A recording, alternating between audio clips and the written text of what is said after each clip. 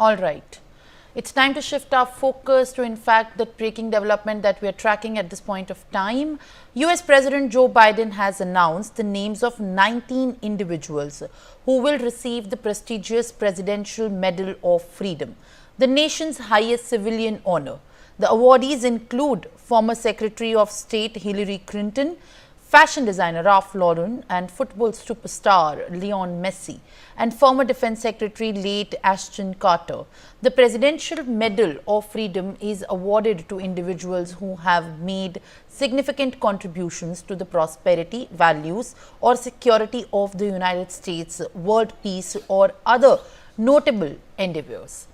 Investor and philanthropist George Soros will also receive this prestigious award. Through his network of foundations, partners and projects in over 120 countries, Soros has focused on global initiatives that strengthen the democracy, human rights, education and social justice. However, Soros has been a vocal critic of Indian Prime Minister Narendra Modi, and his criticism has sparked controversy in the past scenario as well. Now, viewers, joining me live on the broadcast for, in fact, the conversation on this regard is Ambassador Yogesh Gupta, who is a former diplomat. First of all, thank you for speaking to us. Appreciate you giving me your time. Now, Biden honors George Soros. How do you react to this, given the kind of controversies and the criticism that have, in fact, embroiled his name? Mr. Gupta, how do you react to this development that has just come, and what is in fact your first thought that arrived after you heard about this development? Well, my first thought is that this particular award which President Biden has given to George Soros, it very clearly indicates that the Biden administration has been hand in glove with George Soros and other people in the deep state of the United States, which has been working clandestinely to remove certain governments which are not to the liking of the United States of America, the present government. They carried out this regime removal exercise in case of Pakistan. They heavily bribed, the political parties which were supporting Imran Khan. They bribed the members of the Pakistani Supreme Court. Then they shifted to Bangladesh. In the case of Bangladesh, they supported the Jamaat-e-Islami, and through its students' wing, they carried out a regime change in Bangladesh.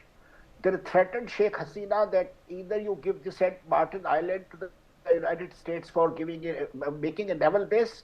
If you don't do it, then we will change you. And since Sheikh Hasina did not agree to give that naval base, they changed Sheikh Hasina. Similarly, they carried out a regime change exercise in case of India. You remember all those blasts taking place, all those gas containers, gas cylinders which were found on the railway tracks in India. All those were the doing of the CIA and the various agents that CIA hired in India. Similarly, they carried out, staging of demonstrations in certain states of India. The American diplomats were meeting the members of opposition parties in Hyderabad, in Patna, Bihar, with a view to bring down the government. All this talk about the lack of democracy deficit, countries not observing democratic norms. All this is a facade to carry out, to implement what America wants to do in certain countries. Let's take the case of Bangladesh. When Sheikh Hasina was there, United States Biden administration was the first to complain that there was a democracy deficit, that it was not freely allowing all the political parties to take part in the elections. There was a lot of corruption. What is happening now? Now the Biden administration is quiet. The new administration there, the new regime in Bangladesh, they have killed a large number of people from the Awami League. They have killed large number of Hindus. They have burnt their houses. And United States thinks that everything is fine, that there is nothing wrong going on in Bangladesh. So this is because the present regime, Mr. Muhammad Yunus, is a crony of these people, George Soros and Hillary Clinton and people in the Democratic left. So just because their cronies now sitting in power, United States is quiet. They have no problem with Mohammed Yunus. Mr. So all Gupta, this talk also, of I would just like to take a moment to highlight, in fact, one of the comments that have come from tech billionaire Elon Musk, who led the furious outcry, labeling the decision to award Soros the honor as a travesty. Musk also shared the video, in fact, of himself, where he said in a podcast that he believed that Soros fundamentally hates humanity, where in a statement from White House, what has in fact been stated that this award is being given for the great leaders because they are good people who have made extraordinary contributions to the country and the world at large. No, these people, they have only lowered the prestige and dignity of the United States. India-United States relations, Bangladesh-United States relations, Pakistan-United States relations, they are no better than earlier. In the case of India, our relations were doing extremely well when Prime Minister Modi went to the United States in June last year, in June of 2023. Look what happened last year. Then the United States started picking up holes, in during our election time. It started picking holes in the arrests of certain opposition leaders, though in each case, these arrests took place through the legal route. Then they started supporting the Khalistanis in America and in Canada.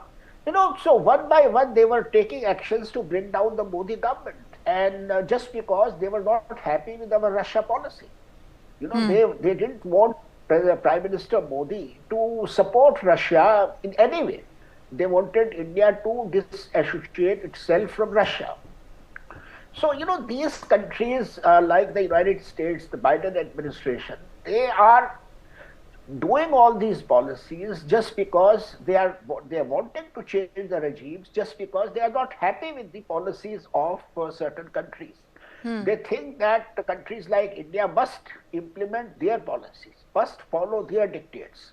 And the award to Soros is a very clear example that President Biden has been working hand in glove with George Soros, Hillary Clinton, and other members of the Democratic left group, called the Deep State, which includes part of the current administration, members of the Congress, which includes people from the business community, journalists, and so on. Mr. Gupta, while we are talking about this, it also reflects in fact what this means for country or back home. When we are talking about what this means for India, there have been charges specifically for the association of Soros back with the Nehruvian family in here. So what does this in fact indicate, and how should India also react? These George Soros and his foundation, they have been supporting a large number of NGOs in India. They have been carrying out their dirty activities through this Rockefeller Foundation, Ford Foundation. Ultimately, it's all the money which is coming from the American government, and it is being routed through various NGOs so that the name of the American government could be shielded. And George Soros is one of the front. And these people, recently they intervened in case of Syria, for instance. So their activities are basically going through these various NGOs, and some of the NGOs floated by the Congress party and other parties, they are also, getting support from George Soros. All right. On that note, Mr. Yogesh Gupta was a former ambassador. Thank you very much for, in fact, detailing this and putting some light on what this means for India as well. Appreciate you joining me on the broadcast, and thank you for speaking to NewsX. Now, viewers, that is all the news of the nation and the world. We'll continue to track all the developments very closely. Till then, stay with us.